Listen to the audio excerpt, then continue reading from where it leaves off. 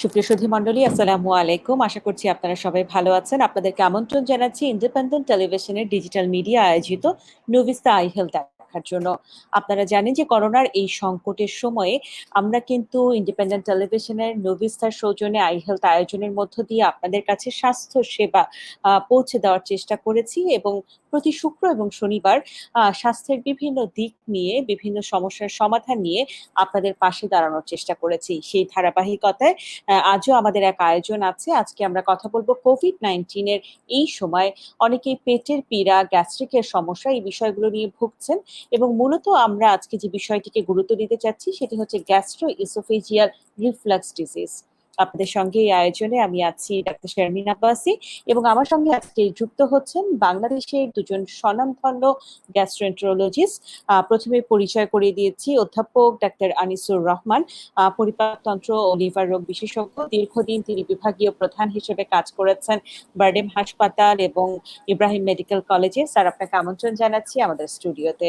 এছাড়া আমার সঙ্গে ধন্যবাদ। আজকে যুক্ত হচ্ছেন অধ্যাপক ডাক্তার AHM রওশন, লিভার রোগ ও মেডিসিন বিশেষজ্ঞ।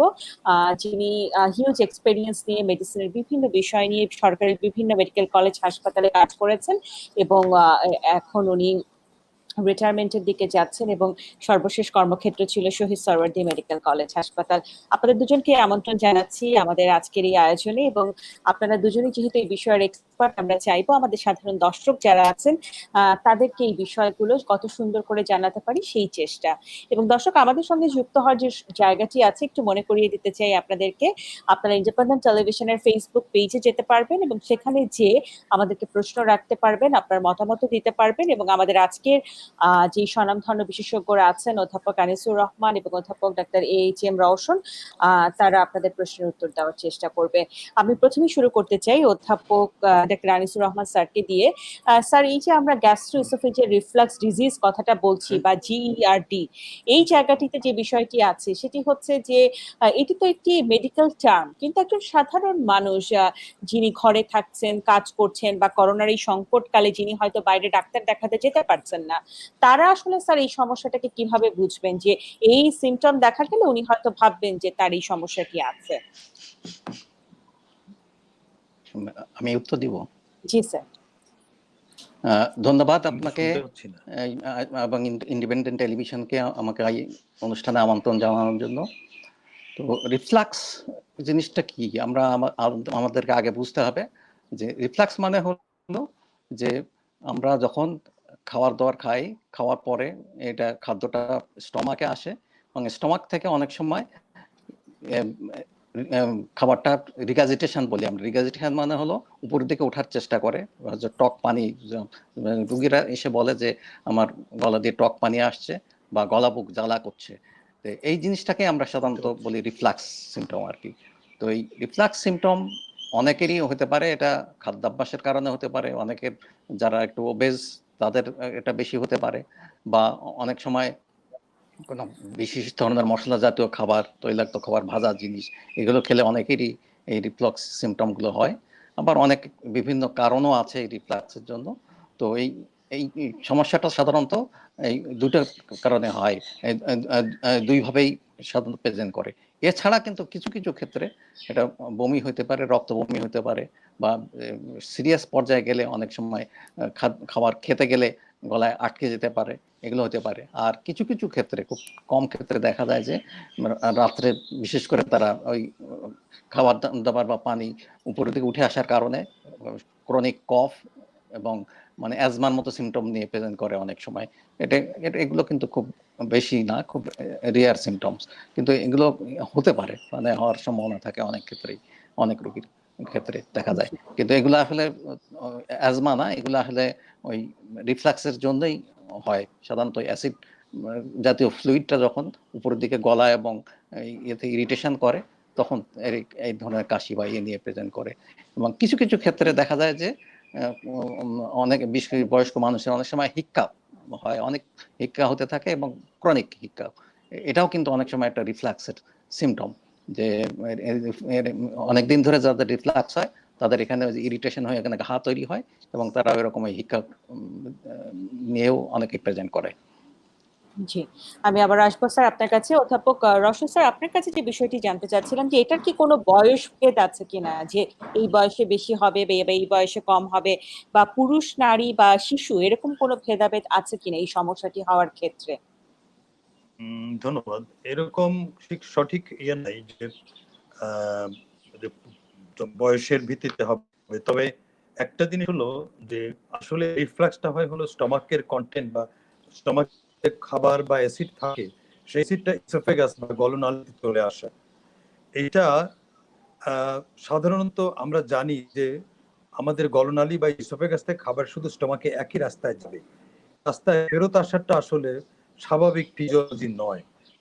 এইটা যখন এই আমরা এটা ভালভের মতো কাজ করে, কোনো কারণে এই ভালভটা যদি দুর্বল থাকে বা জন্মগতভাবে যদি কারো দুর্বল থাকে, কারণ আমরা জানি যে এখানে একটা অ্যাঙ্গুলেশন স্টমাকের সাথে যে ইসোফেগাসের যে একটা অ্যাঙ্গুলেশন, সেটা একটা কাজ করে, মানে ক্রাস বলে সেটা, যেটা দিয়ে ডায়াফ্রাম আটকে থাকে, সেটার একটা ডায়াফ্রাম নিজেও একটা।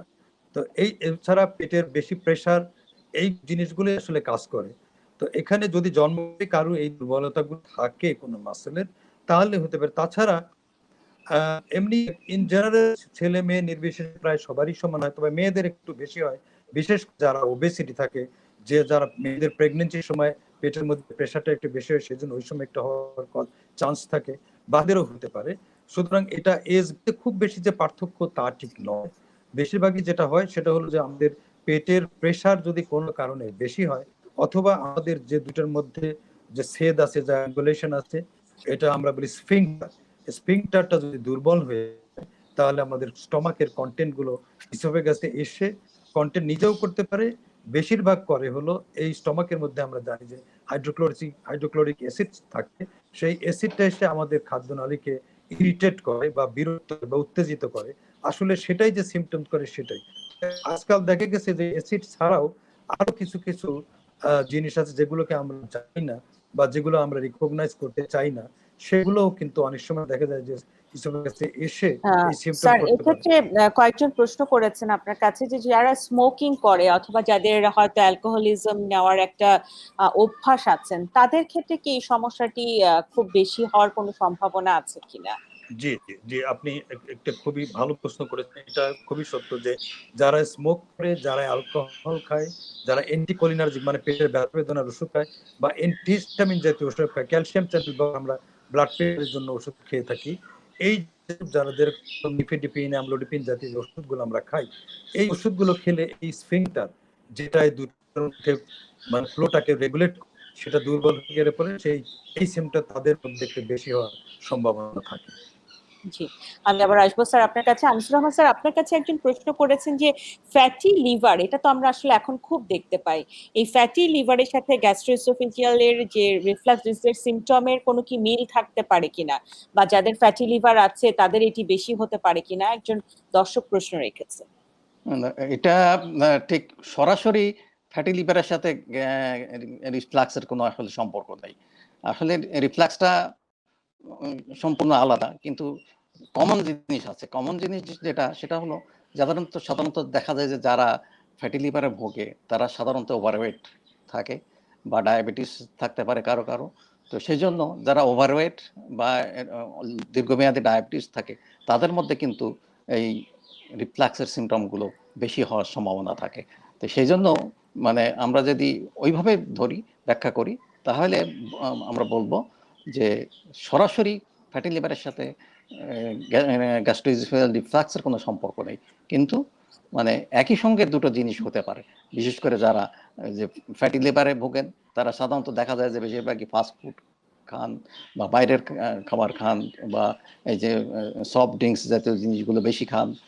কারণ এগুলোর সাথে কিন্তু বা বেশি ভাজা জিনিস, ফ্রাইড জিনিসগুলো খান, এগুলোর সাথে কিন্তু রিফ্লাক্সের সরাসরি সম্পর্ক।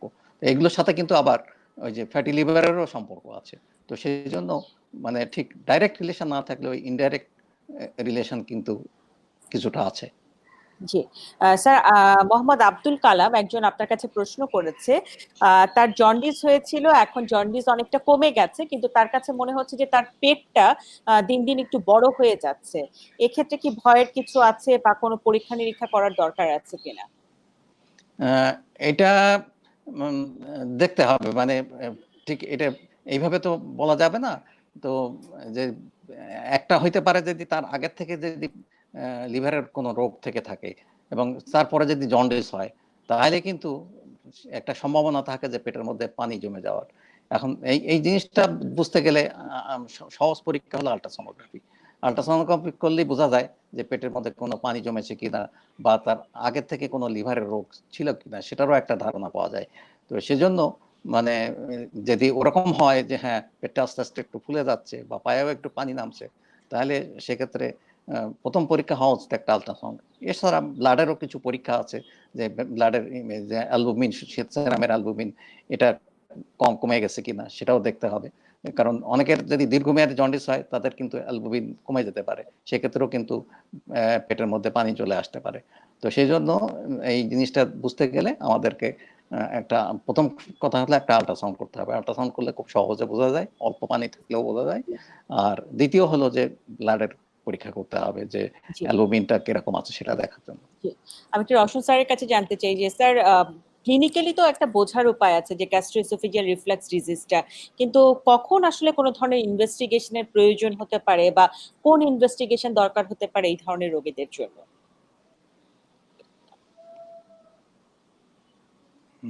জি। বেশিরভাগ ক্ষেত্রেই সুবিধা হলো যে আমরা খুব কেয়ারফুল হিস্ট্রি নিলে বেশিরভাগ ক্ষেত্রেই গ্যাস্ট্রোএসোফেজিয়াল রিফ্লাক্স ডিজিজের আসলে ইনভেস্টিগেশন লাগে না, এবং ইনভেস্টিগেশন করে খুব বেশি কিছু পাওয়াও যায় না। তবে যেহেতু জায়গাগুলো খুব কাছাকাছি, অর্থাৎ আমাদের জাস্ট বুকের উপরে বা বিশেষ করে নিচের দিকে এবং পেটের উপরের দিকে আমাদের হাইপার অ্যাসিডিটি বা আলসার এই জাতীয় বা ডিসপেপসিয়া যে সিমটমগুলো হয়, এটা থেকে অনেক সময় এটা পার্থক্য করা যায় না। পার্থক্য যদি করতেই হয় তাহলে একটা ভালো ইনভেস্টিগেশন এন্ডোস্কোপি, আপার জি এন্ডোস্কোপি করে শুধু পার্থক্যই করা যায় না, কারণ রিফ্লাক্স ইসোফেজাইটিস কিছু কিছু ক্ষেত্রে আমরা ইসোফেগাসে কিছু ক্ষত পেতে পারি। সে ক্ষত সিম্পলি ইরোশন হতে পারে, কখনো আলসার হতে পারে, কখনো স্কারও হতে পারে, এবং সেগুলো যদি থাকে তাহলে আমরা এন্ডোস্কোপি করে এটা ভালো করে আমরা বুঝতে পারি। এছাড়া আরো কিছু সফিস্টিকেটেড পরীক্ষা আছে। আমরা খাদ্য নালীর আমরা বলি নাই যে স্টমাক ইসোফেগাস থেকে খাবারটা স্টমাকে যায়, একটা মটিলিটি বা এর একটা মুভমেন্ট আছে, মুভমেন্টের মাধ্যমেই যায়। যদি মুভমেন্টটা দুর্বল থাকে তাহলে এটা হইতে পারে, তাহলে সেটা টেস্ট করার জন্য মটিলিটি টেস্ট আছে একটা ইসোফেগাসের। আরেকটা হলো আমরা যেটা বলছি স্টমাকের কন্টেন্ট বা খাবারগুলো ইসোফেগাসে এসে এই সিমটমটা তৈরি করে। আমরা জানি স্টমাকের কন্টেন্ট একটা অ্যাসিডিক আছে কিনা সেটা বোঝার জন্য নিচের দিকে একটা পিএইচ মনিটর বলে, আমরা পিএইচ মনিটরটা ওখানে বসিয়ে দিয়ে আমরা 24 আওয়ার্সে ফলো আপ করতে পারি। এটা যন্ত্র আছে, সেগুলো দিয়ে আমরা দেখতে পারি যে এখানে সারাদিনে 5% টাইমে আমাদের সারাদিনে এমনিতেই পিএইচ নামতে পারে, কিন্তু যদি তার চাইতে বেশি সময় এই পিএইচটা বা অ্যাসিডিটিটা বেড়ে যায়, পিএইচ কমে অথবা অ্যাসিডিটি বাড়ে, একই কথা, তাহলে আমি মনে করবো যে এই মানুষের গ্যাস্ট্রোএসোফেজিয়াল রিফ্লাক্স ডিজিজ এই কন্টেন্টটা আসছে। এছাড়া ইদানিংকালে কিছু সফিস্টিকেটেড ইনভেস্টিগেশন আছে, যেটা বলছিলাম যে অনেক সময় এই অ্যাসিড ছাড়াও স্টমাকের কন্টেন্টটা এসেই ইসোফেগাসে বলে সিমটম তৈরি করতে, সেই কন্টেন্টটা আসার পরে সিমটম হচ্ছে কিনা এটা ইম্পেডেন্স টেস্ট নামের সফিস্টিকেটেড। এটা সবার জন্য না, আপনি জিজ্ঞেস করেছেন আমি বললাম। আমাদের পরীক্ষার মধ্যে যেগুলো জরুরি সেটা হলো একটা আপার যে এন্ডোস্কোপি, 2 নাম্বার হলো একটা পিএইচ মনিটরিং, আর নাম্বার হলো মটিলিটি টেস্ট। আমরা এই 3টা টেস্ট করলে মোটামুটি ভাবে বেশিরভাগ ক্ষেত্রেই আমরা বুঝতে পারি যে লোকের গ্যাস্ট্রোএসোফেজিয়াল রিফ্লাক্স ডিজিজ আছে অথবা নাই। খুব জি কম সফিস্টিকেটেড ইনভেস্টিগেশন গুলো প্রয়োজন হয়। জি। আমি আসবো স্যার আপনার কাছে আবারও চিকিৎসার ব্যাপারে। আনিসুর রহমান স্যার, আপনার কাছে মতিউর রহমান সে প্রশ্ন করেছে, তার 2.5 মাস ধরে এই সমস্যাটি হচ্ছে। তার পেট জ্বলে, পেটে ব্যথা করে, বমি বমি ভাব লাগে, সে খেতে পারে না, এবং ডাক্তারের প্রেসক্রিপশন অনুযায়ী সে হচ্ছে স্যার, ডাক্তারের অনুযায়ী পাইলোট্রিপ সে করেছে স্যার, নিয়েছে, মটিগাটও নিয়েছে। এক্ষেত্রে আর কি করতে পারে শোনা স্যার? যাচ্ছে না, শোনা যায় না, স্যার এখন শুনতে পাচ্ছেন স্যার? সাউন্ড আসে না। এখন শুনতে পাচ্ছেন স্যার? রওশন স্যার কি শুনতে পাচ্ছেন আমাকে? না, এটা এটা আপনি বলেছেন যে তার অ্যাসিডিটির সমস্যা ছিল, সে হ্যাঁ, অ্যান্টি সাপ্রেসেন্ট এজেন্ট খেয়েছে, পাইলোট্রিপ জি, খেয়েছে, জি, মানে ডমপেরিডনও খেয়েছেন, জি, তারপর ওনার সিমটম যাচ্ছে না। জি, তো এটা এই পেশেন্ট ঠিক আছে, আমরা আমরা পাইলোট্রিপ আমরা দেই সাধারণত হেলিকোব্যাক্টারকে মারার জন্য। তো হেলিকোব্যাক্টার পজিটিভ পেপটিক আলসার ডিজিজের একটা কারণ বা হাইপার অ্যাসিডিটির একটা কারণ, কিন্তু গ্যাস্ট্রোএসোফেজিয়াল রিফ্লাক্স ডিজিজ এটা খুব বেশি রিকমেন্ড করা হয়। বেশিরভাগ ক্ষেত্রেই ইভেন নর্মাল স্টমাকের কন্টেন্ট বা নর্মাল অ্যাসিডিটিও ওটা যদি আমাদের ইসোফেগাসে আসে তাহলে এটা সিমটম করতে পারে। সেই জন্য আমাদের দেখতে হবে যদি ওনার গ্যাস্ট্রোএসোফেজিয়াল রিফ্লাক্স ডিজিজ হয় তাহলে ওনার কতগুলো যে রিস্ক ফ্যাক্টর বলেছি, যে উনি ওবেস কিনা, ওনার তারপরে ওনার কোনো কারণে পেটে খুব টাইট জামা কাপড় পরেন কিনা, তারপরে যে ওষুধগুলোর কথা বলেছি যে এই মানে antihistamine, anticholinergic, calcium channel blocker, তারপরে ট্রাইসাইক্লিক এই জাতীয় কোনো ওষুধ খাওয়া কেনা, এগুলো যদি খায় তাহলে ওনার রিফ্লাক্স ডিজিজ হওয়ার একটা সম্ভাবনা থাকে। সেক্ষেত্রে আমি মনে করি যে যদি ওনার জিআরডি হয় তাহলে অ্যাসিডিটির সাথে ওনার কিছু লাইফস্টাইল মডিফিকেশন লাগবে, অর্থাৎ ওনার খাবার দাবারের যে অভ্যাসটা সেটা আমরা বলি স্মল ফ্রিকুয়েন্ট, মানে সারাদিনের যে ক্যালোরি ইনটেক সেটাকে আমরা সাধারণত 3 বারে দিই, কিন্তু উনি 3 বার বদলে 5 বার বা 6 বারে ভাগ করে দিবেন। 2 নাম্বার হলো উনি ফ্যাটি মিল পারতপক্ষে অ্যাড করবেন। 3 নাম্বার হলো উনি খাবার পরেই পারতপক্ষে পানি খাবেন না, কমপক্ষে আধা ঘন্টা পরে। সবচেয়ে যেটা জরুরি বা বেশি গুরুত্বপূর্ণ সেটা হলো যে উনি খাবার অন্তত 2 ঘন্টা পরে শুতে যাবেন অথবা নামাজ পড়বেন। নামাজ যদি পড়েন উনি, তাহলে নামাজ পড়ে তার খাবেন। এই ধরনের কিছু লাইফস্টাইল মডিফিকেশন, এবং ওজন যদি বেশি থাকে ওজন কমানোর ব্যবস্থা নেবেন। এগুলো যদি রিফ্লাক্স ইসোফেজিয়াইটিস হয়, এছাড়াও যদি কিছু যদি না হয় তাহলে ওনাকে কোনো ভালো গ্যাস্ট্রোন্টারোলজিস্টের পরামর্শ নিয়ে আরো কোনো সফিস্টিকেটেড ইনভেস্টিগেশন করে দেখতে হবে যে এর বাইরেও কোনো ওনার অসুখ আছে কিনা। জি। আনিসুর রহমান স্যার, আপনি শুনতে পাচ্ছেন এখন স্যার? শোনা যাচ্ছে না, আনিস স্যার শুনতে পাচ্ছেন? সাউন্ড আনিস নেই। স্যার, আনিস স্যার শুনতে পাচ্ছে না মনে হয় আমাকে। স্যার তাহলে আপনি এ, শব্দ শোনা যায় না, একটুও শুনতে পাচ্ছেন না স্যার? সাউন্ড শোনা যায় না। আচ্ছা, আপনাকে আমরা শুনতে পাচ্ছি অবশ্য স্যার। জি। হ্যাঁ, জি। কিন্তু আমি কোশ্চেন শুনতে পাচ্ছি না। আহ, স্যার আপনার কাছে একজন প্রশ্ন করেছে যে গ্যাস্ট্রোএসোফেজিয়াল রিফ্লাক্স ডিজিজের কি কি কমপ্লিকেশন হতে পারে যদি ঠিকভাবে চিকিৎসা না করানো হয়। আনিস স্যার। কোশ্চেন তো শুনতেই পারি না। আচ্ছা, আচ্ছা স্যার, আপনাকে তাহলে আপনি যদি স্যার আপনার আমি বলতে থাকি, সেটা হচ্ছে কমপ্লিকেশন অফ গ্যাস্ট্রোএসোফেজিয়াল রিফ্লাক্স ডিজিজ। আচ্ছা, যখন কমপ্লিকেশন। সিমটম গুলো বলেছে উনি স্যার আপনি বলেন, জি, কমপ্লিকেশনস। আপনি স্যার কমপ্লিকেশন গুলো বলেন প্লিজ। আচ্ছা, কমপ্লিকেশন। কমপ্লিকেশনস আমরা দুই ভাগে ভাগ করতে পারি। একটা হলো যে ডাইরেক্ট, যে ইয়ের সাথে যে রিলেটেড, রিফ্লাক্সের সাথে, সে তার মধ্যে একটা হলো যে খাদ্যনালীতে ক্ষতের সৃষ্টি হওয়া, এবং ক্ষত যদি বেশি দিন ইয়ে হয়, অনেক সময় কারো কারো ক্ষেত্রে এটা প্রেজেন্ট করে যে মানে রক্তবমি বা কালো পায়খানা নিয়েও প্রেজেন্ট করতে পারে। আর আরেকটা জিনিস যেটা হয় বা হইতে পারে ইয়েতে দীর্ঘমেয়াদের রিফ্লাক্সের কারণে, সেটাকে আমরা বলি ব্যারেটস ইসোফেগাস। তো ব্যারেটস ইসোফেগাস মানে হলো কি, এটা একটা মানে পার্মানেন্ট চেঞ্জ হয়ে যাওয়া, মানে খাদ্যনালী এবং স্টমাকের যে জাংশন, যে সংযোগ স্থল যে জায়গায়, সে জায়গাটায় কি হয়, একটা পার্মানেন্ট চেঞ্জ হয়ে যায় মিকোসাটা। মানে ইসোফেগাস বা খাদ্যনালীর মিকোসাটা হলো এক ধরনের, কিন্তু ওইখানে পার্মানেন্ট চেঞ্জ হয়ে গেলে ওটা ওই ইন্টেস্টাইনাল মিকোসার মতো হয়ে যায়। এবং এর ফলে হয় কি, যে ভবিষ্যতে যে এখানে যে মিকোসার যে চেঞ্জ হয়ে যায়, এটা এন্ডোস্কোপি করলে এটা বোঝা যায় সহজে। এবং এই জিনিসটা ফলো আপ করতে হয়। কারণ কেন ফলো আপ করতে হয়, কারণ হলো এই যদি ব্যারেটস ইসোফেগাস কারো হয়, তাহলে সেখান থেকে কিন্তু ক্যান্সার ডেভেলপ করার সম্ভাবনা থাকে। এবং দেখা গেছে যে পশ্চিমা বিশ্বে কিন্তু এই যে রিফ্লাক্সের কারণে এই যে স্টমাকের ক্যান্সার, বিশেষ করে উপরের অংশের ক্যান্সার কিন্তু সংখ্যা এখন বৃদ্ধি পাচ্ছে। আমাদের দেশে যদিও নিচের দিকের স্টমাকের ক্যান্সারটা বেশি, কিন্তু উপর দিকের ক্যান্সারও পাওয়া যায়। কিন্তু এই রিফ্লাক্সের কারণে কিন্তু মানে পশ্চিমা বিশ্বে কিন্তু এখন উপরের দিকের ক্যান্সারের সংখ্যাটা অনেক বেশি মানে ডায়াগনোসিস হয়। তো সেজন্য মানে দীর্ঘমেয়াদী রিফ্লাক্স থাকলে কিন্তু এই সম্ভাবনাগুলো সবসময় থেকে যায়। এই জন্য তাদেরকে যাদের ব্যারেজ থাকে তাদেরকে কিন্তু ওই যে ফলো আপ করতে হয় 1 বছর 2 বছর পর এন্ডোস্কোপি করে দেখতে হয় যে মিকোসার কোনো চেঞ্জ হচ্ছে কিনা বা ইয়ে হচ্ছে কিনা। যদি চেঞ্জ হয় তাহলে সেক্ষেত্রে মানে চিকিৎসার উন্নত চিকিৎসার এখন ব্যবস্থা আছে, মিকোসাটাকে অ্যাবলেশন করা যায় বা অন্য পদ্ধতি আছে। আর যদি মনে হয় যে ক্যান্সারের দিকে টার্ন নিচ্ছে তাহলে সেক্ষেত্রে সার্জারি করার চান্স থাকে। আর লেট হইলে তখন কিন্তু সার্জারি করেও কিন্তু কোনো ফলাফল পাওয়া যায় না।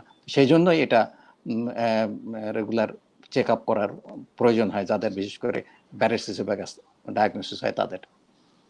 জি। অধ্যাপক রওশন স্যার, আপনার কাছে একজন প্রশ্ন করেছে যে এই যে আমাদের গলা জ্বালা পোড়া করা বা এই যে রিফ্লাক্স হওয়ার সমস্যাটা, এটা হলেই কিন্তু আমরা বলি যে পিপিআই খাওয়ার জন্য প্রোটন পাম্প ইনহিবিটর, বিভিন্ন অমিপ্রাজল জাতীয় ওষুধ আমরা দিয়ে দিই। কিন্তু এক্ষেত্রে অনেকেই জানতে চাচ্ছেন যে এই ওষুধগুলো আসলে কতদিন খাওয়া যাবে? অনেকে তো বছরের পর বছর খেয়ে যাচ্ছেন। এক্ষেত্রে কি করণীয় আছে?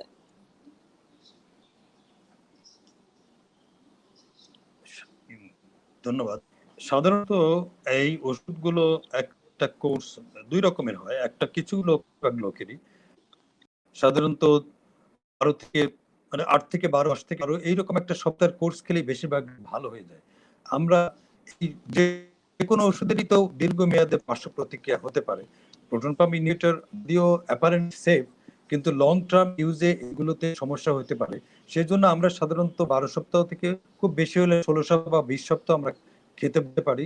তারপরে যদি কোনো অর্গানিক একেবারে ডিফেক্ট না থাকে তাহলে আমরা বলবো পারতপক্ষে চেষ্টা খাওয়া, লাইফ স্টাইল করে সেটাকে রাখা। কারণ হলো যদি প্রোটন পাম্প ইনহিবিটর দিয়ে খায় তাহলে আগে দেখা যায় এখন রিকগনাইজড হয়েছে কতগুলো কমপ্লিকেশন হয়, যেরকম কিডনিতে ইন্টারস্টিশিয়াল নেফ্রাইটিস মানে কিডনি ফেইলিউরের দিকে যেতে পারে, এটা লং। এখানে আর আমার হাড় গুলো অস্টিওপরোসিস হয়ে সহজে ফ্র্যাকচার হয়ে যাওয়ার সম্ভাবনা থাকে। ফুসফুসে দেখা যায় যে নিউমোনিয়ার প্রবণতাটা যারা পিপিআই খায় তাদের মধ্যে বেশি। তো এই ধরনের কিছু এছাড়াও যেহেতু অ্যাসিড একটু বেশি মানে কমায়, রিকারেন্ট গ্যাস্ট্রো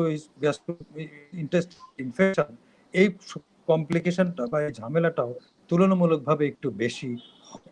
তো এই জন্য যদি প্রয়োজন না হয়, অ্যাসিমটোমেটিক থাকে বা অন্য লাইফস্টাইল মডিফিকেশন করে যদি গ্যাস্ট্রোইসোফেজিয়াল রিফ্লাক্স ডিজিজের সিস্টেমগুলো নিয়ন্ত্রণে রাখা যায় তাহলে একটানা 3 মাস বা 4 মাস এর চেয়ে বেশি না খেয়ে পরে প্রয়োজন হলে আবার একটু আর খাওয়া যেতে পারে। এটাই হবে সাজেশন, যাতে লং টার্মে একটানা ইউজের কমপ্লিকেশন গুলো পেশেন্টের মধ্যে না হয়। জি।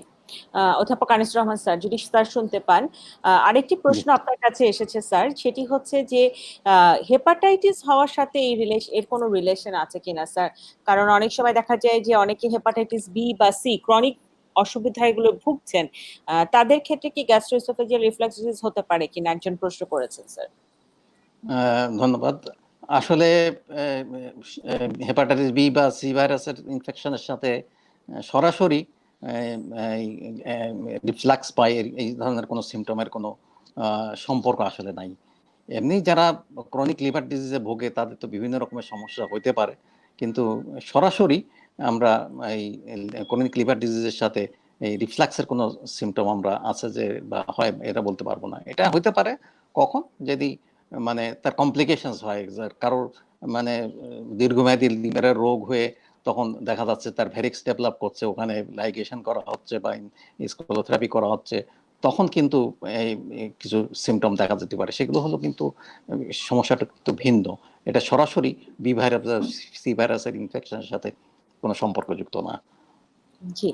স্যার, আপনার আর কাছে আরেকজন আরেকটা জি জি স্যার, বলুন বলুন স্যার। বলেন। জি। আমি একটু রওশনের ইয়েতে সাপ্লিমেন্ট করতে চাচ্ছিলাম যে জি স্যার। লং টার্ম দীর্ঘমেয়াদে মানে রিফ্লাক্স এই সিমটমের জন্য ওষুধ খাওয়া নিয়ে আর কি। এটা কিন্তু জি দেখা যাচ্ছে আমাদের দেশে বিশেষ করে, যেহেতু এটা আমাদের দেশে মানে ওরকম কোনো গাইডলাইন নেই বা ওষুধ কেনার জন্য কোনো রকম রেস্ট্রিকশন নেই, সেই জন্য কিন্তু যে কেউ মানে ওভার দ্য কাউন্টার যে ওষুধ কিনে খেতে পারে। মানে আরেকটা সমস্যা হলো যে যে বেশিরভাগ রোগীকে জিজ্ঞেস করলে বলে যে আমরা তো কি ওষুধ খাচ্ছেন? স্যার আমি গ্যাস্ট্রিকের ওষুধ খাচ্ছি। আসলে গ্যাস্ট্রিকের ওষুধ বলে তো আসলে কিছু নাই। মানে গ্যাস্ট্রিক তো আসলে একটা মানে সাধারণ কথা আর কি। এরকম তো কোনো রোগ আসলে ডাক্তারি শাস্ত্রের মধ্যেই নেই। মানে যেটা হলো একটা হ্যাঁ রিফ্লাক্স আছে, পেপটিক আলসার ডিজিজ আছে, সেগুলো আছে, এটা ঠিক আছে। এবং সেই মানে ইয়ে ফলো না করে মানে প্রকৃত রোগের ফলন আকারে যদি কেউ দীর্ঘমেয়াদী খায় তাহলে তো Rowshan, doctor professor Rowshan already বলেছেন যে অনেক কিছুই সমস্যা হতে পারে। এবং এই জন্য আমাদের অ্যাডভাইস হবে যে বিশেষ করে খুব বেশি পরিমাণ না হলে, রিফ্লাক্সের সিমটম না হলে ওষুধ না খাওয়াই ভালো। আর এটা দিয়ে গ্যাস কমায় না, এটা আর একটা সাধারণ মানুষের খুব ধারণা যে এটা আমি গ্যাসের ওষুধ খাচ্ছি মানে আমার গ্যাস কমে যাবে। দেখ, এটা হলো অন্য জিনিস, এটা অন্য রোগ। এটাকে আমরা ডাক্তারি শাস্ত্রে নন আলসার ডিসপেপসিয়া বলে থাকি। তো ডিসপেপসিয়ার জন্য এই ওষুধ দীর্ঘমেয়াদী কখনোই খাওয়া উচিত না। কারণ হলো যে বিভিন্ন রকমের কমপ্লিকেশন, তো জটিলতা তো শুনলেন। আগে তো মনে করা হয়তো যে এই যে প্রোটন পাম্প ইনহিবিটর গুলোর মনে হয় কোনো দীর্ঘমেয়াদী নাই খুব একটা, কিন্তু এখন দেখা যাচ্ছে যে না, এটা কথাটা ঠিক না। অনেক রকমের সমস্যা অ্যারাইজ করতে পারে। এবং আরো যেগুলো সমস্যা বলেন সেটার মধ্যে আরেকটা হলো যে দীর্ঘমেয়াদী খেলে আয়রন ডেফিসিয়েন্সি হয়ে যায়, আয়রন অ্যাবজর্পশনের প্রবলেম হয়।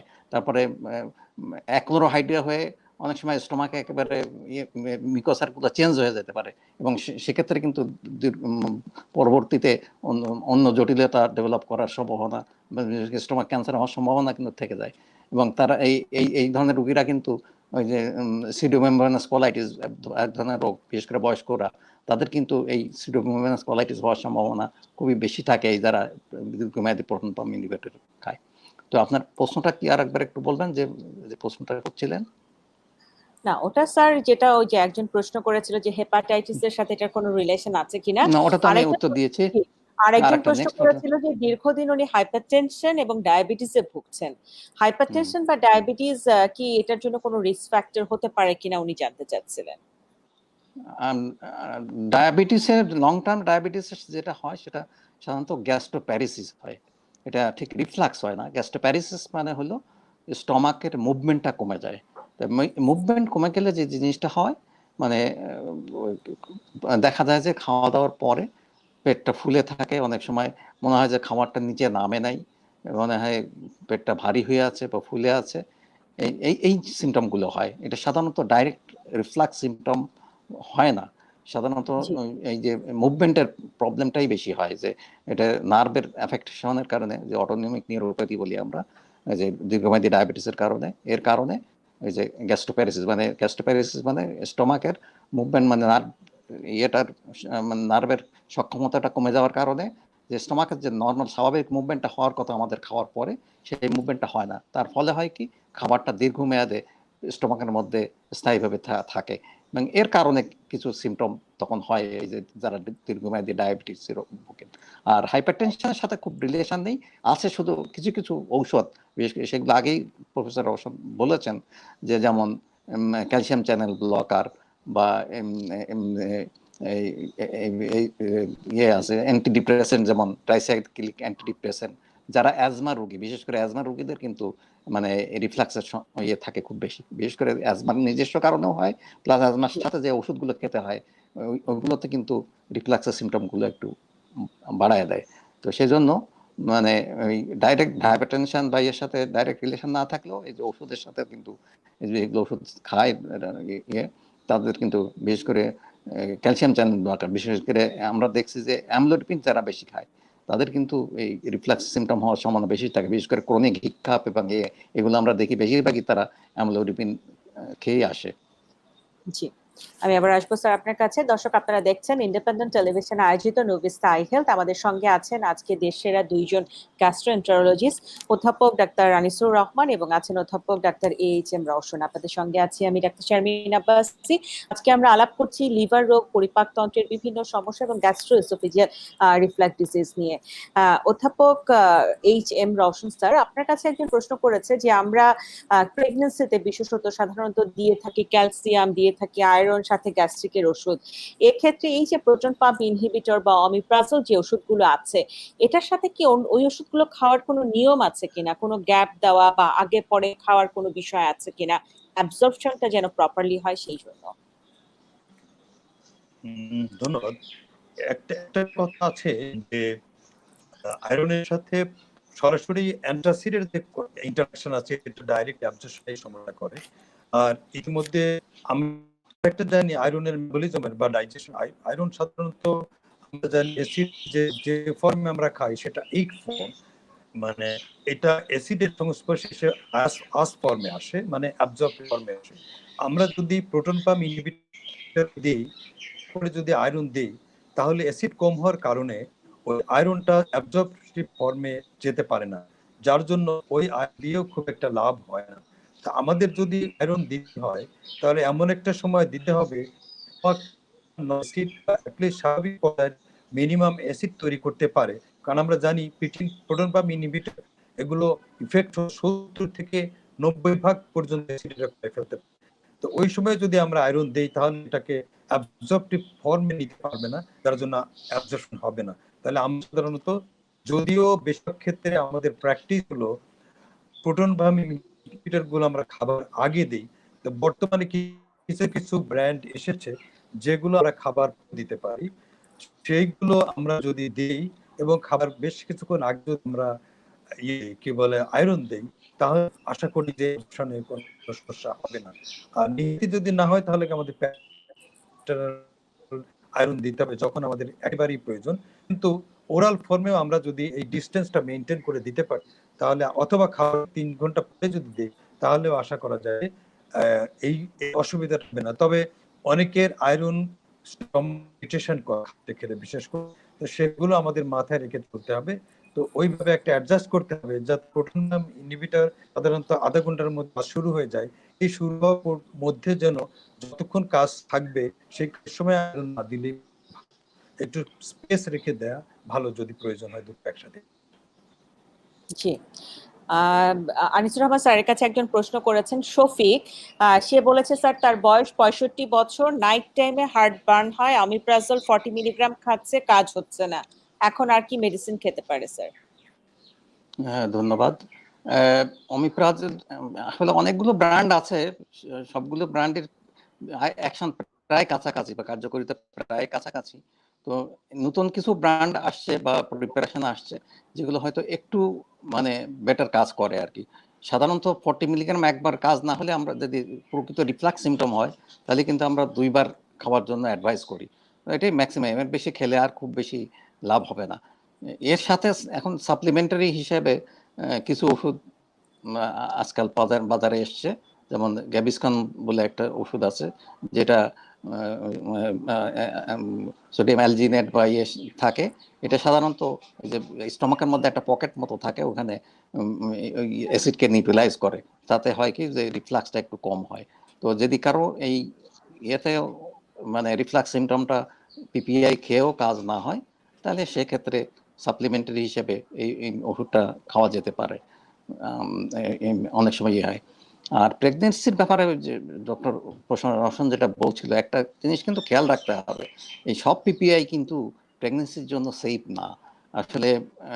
বিশেষ করে বেশিরভাগই পিপিআই কিন্তু, বিশেষ করে নতুন পিপিআই গুলো বেশিরভাগই কিন্তু এখনো পর্যন্ত সি ক্যাটাগরির মধ্যে বলি আমরা।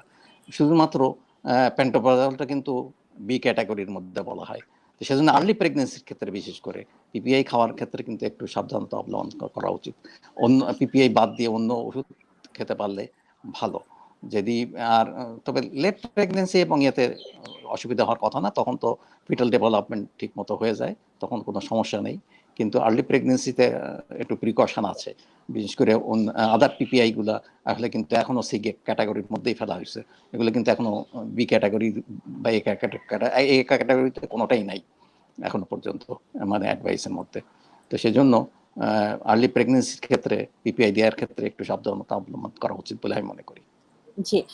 স্যার আপনার কাছে আরেকজন প্রশ্ন করেছেন সুমন তালুকদার, আনিসুর রহমান স্যার আপনার কাছে, যে তার পায়খানা অনিয়মিত হয়, অনেক সময় 3-4 দিন পর পর হয়, এটা কি স্যার লিভারের কোনো সমস্যা বলে মনে হয় কিনা, তার প্রশ্ন ছিল আপনার কাছে।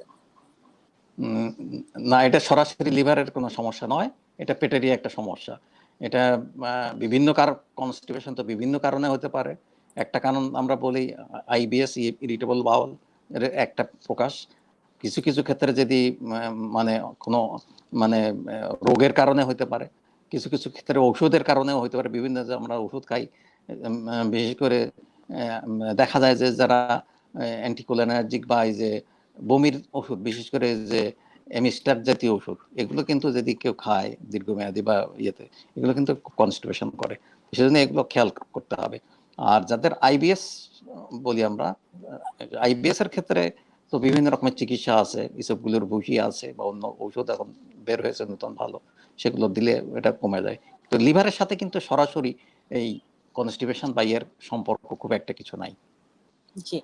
অধ্যাপক রওশন স্যার, আপনার কাছে একজন প্রশ্ন করেছে যে এই যে গ্যাস্ট্রোএসোফেজিয়াল রিফ্লাক্স ডিজিজের সাথে মানে কোনো কমপ্লিকেশনে পৌঁছে গেলে এটার চিকিৎসা হিসেবে কোনো সার্জারির প্রয়োজন হতে পারে কিনা, এটি আপনার কাছে একটি প্রশ্ন। আরেকজন প্রশ্ন করেছেন যে উনি অ্যাসপিরিন খান, ওনার যেহেতু হার্টে একটু সমস্যা আছে, যখন অ্যাসপিরিন খান এই সমস্যাটি বাড়ে, যখন বন্ধ রাখেন তখন কমে।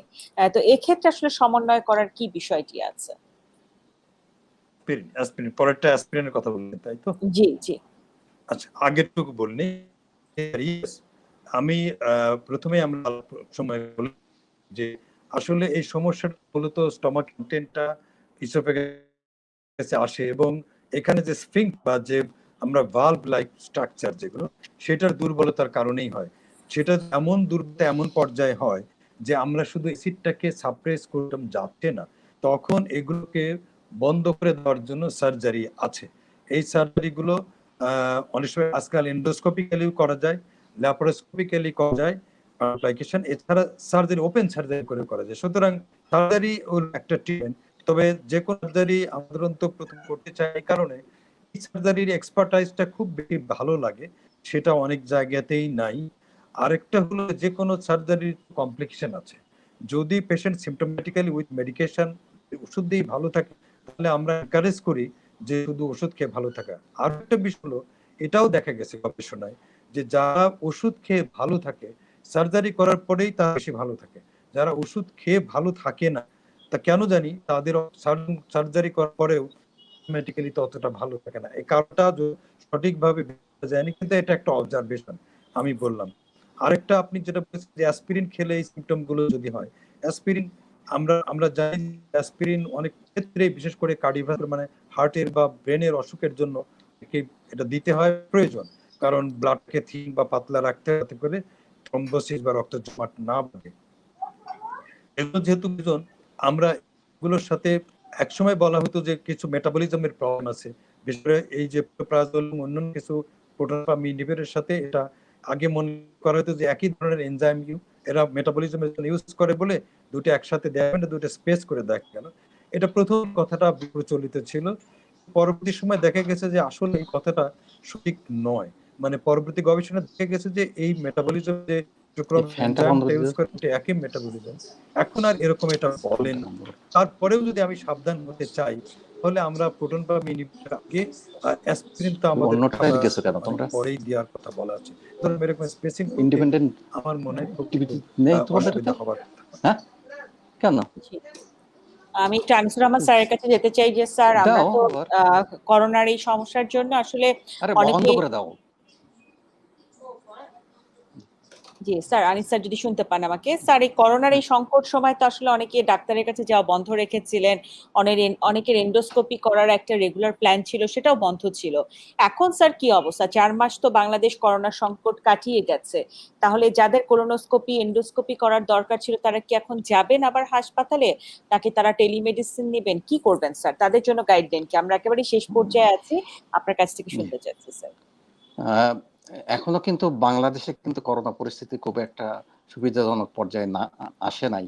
যেমন আজকেরও রেকর্ড হলো, মানে 13,000 রোগীর স্যাম্পল পরীক্ষা করে 3,047 জনের করোনা পজিটিভ পাওয়া গেছে। তো করোনাকালীন এন্ডোস্কোপির জন্য গাইডলাইন হলো, যদি খুব এসেনশিয়াল হয়, যেমন কারো রক্তবমি হচ্ছে, কালো পায়খানা হচ্ছে, লিভারের রোগ আছে, কারো সন্দেহ করা হচ্ছে যে খাবার আটকে যাচ্ছে, ক্যান্সার হতে পারে, কারো গলনালীতে কোনো ফরেন বডি বা কিছু একটা আটকে গেছে, সেগুলো ক্ষেত্রে এগুলো ক্ষেত্রে কিন্তু এগুলো আমরা বলি ইমার্জেন্সি, এগুলো ক্ষেত্রে করতে হবে। তবেও প্রিকশন নিয়ে সব দিকে মানে সতর্কতামূলক ব্যবস্থা নিয়ে তারপরে করতে হবে। আর রুটিন এন্ডোস্কোপি যে ডিসপেপসিয়া বা এগুলোর কারণে যেগুলো এন্ডোস্কোপি, এগুলো এখনো আমরা বলবো যে অ্যাভয়েড করার জন্য। কারণ এই করোনার এই পরিস্থিতি এখন ইমপ্রুভ না হলে, কারণ এন্ডোস্কোপি এমনই একটা জিনিস, এটা অ্যারোসল জেনারেটিং প্রসেস বলে আমরা। কারণ রুগী যখন যন্ত্র আমরা ঢুকাই এন্ডোস্কোপ, তখন কিন্তু রুগী যে রেচিং করে বা করে, তখন কিন্তু অনেক জীবাণু চারিদিকে ছড়ায় পড়ে। এবং এর এর থেকে কিন্তু যারা স্বাস্থ্যকর্মী আছে, ডাক্তার আছে, মানে তারা সবাই কিন্তু ইনফেকশনের চরম ঝুঁকির মধ্যে থাকে। তো সেই জন্য রুটিন এন্ডোস্কোপিটা এখনো আমরা অ্যাডভাইস করছি না, যতদিন পর্যন্ত না করোনা পরিস্থিতিটা আরো একটু স্বাভাবিক হচ্ছে। কারণ এখনো কিন্তু ইনফেকশন রেট প্রায় 22-23%, মানে ডায়াগনোসিস টেস্টের তুলনায় ডিটেকশন রেট কিন্তু এখনো 22-23%। এটা কিন্তু অনেক বেশি। এই পরিস্থিতিতে কিন্তু আমরা রুটিন এন্ডোস্কোপি এখন অ্যাডভাইস করি না, বা না করাই ভালো আমি মনে করি। জি স্যার, আপনাকে ধন্যবাদ। আমি এইচএম রওশন স্যারের কাছে শেষ যেটি জানতে চাই সেটি হচ্ছে যে স্যার, এই যে পেটের পীড়া বা এই যে আমাদের গ্যাস্ট্রিকের সমস্যা সাধারণ মানুষ বলে, বা গ্যাস্ট্রোএসোফেজিয়াল রিফ্লাক্স ডিজিজ, এই জায়গাগুলোয় আসলে সাধারণ মানুষের জীবন আচরণে কি ধরনের পরিবর্তনগুলো বা অভ্যাস থাকলে আসলে তাদের পক্ষে খুব বেশি সময় ধরে ভালো থাকা সম্ভব হয়? আমি কথাটা একটু কেটে কেটে আসার জন্য শুনতে পারিনি, তো যদি বুঝতে পারি যে কি জি। হলে গ্যাস্ট্রোএসোফেজিয়াল রিফ্লাক্স ডিজিজ হয় একটু জানতে চেয়েছেন, হ্যাঁ তাই স্যার, তো? ডিসিপ্লিন মানে জীবনের কি অভ্যাসগুলো আসলে রক্ষা করা উচিত? আমাদেরকে মানুষ জি ওকে কি নিয়ম কানুন, জি নিয়ম স্যার। বিষয়টা হলো যে আমরা যেটা প্রিভেন্টিভ মেজার, কি প্রিভেন্টিভ মেজার হলো যেগুলো কারণে এটা বাড়ে সেগুলোই।